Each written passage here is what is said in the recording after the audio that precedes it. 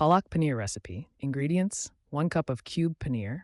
How to make paneer: 4 to 5 cups of palak or green spinach, packed onion chopped, 1 teaspoon of minced garlic, 1/2 teaspoon of minced ginger, 1 teaspoon of red chili powder, 1 teaspoon of coriander powder, 1/2 teaspoon of jeera cumin powder, 1/4 teaspoon of turmeric powder, 1 large pinch of kasuri methadreed fenugreek leaves, 1 teaspoon of garam masala, 2 teaspoons of ghee or oil, 1 pinch of hingora safarida, 1 heaping teaspoon of tomato paste or 1 pureed tomato optional, 1 cup of milk or water, 1 teaspoon of plain curd or yogurt optional.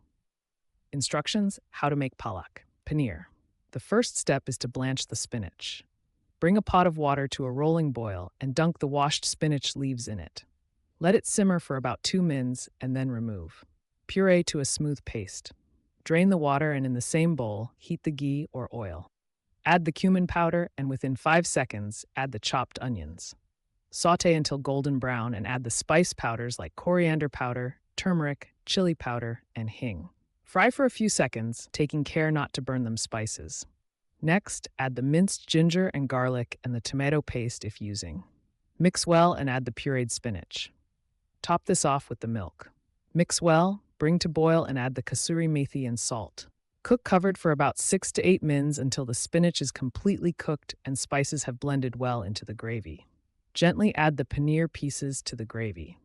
Top off with a tablespoon of curd, plain yogurt, if you want the gravy to be thicker. Sprinkle garam masala, mix well and remove from the stove. Serve hot with naan, roti, or pulao.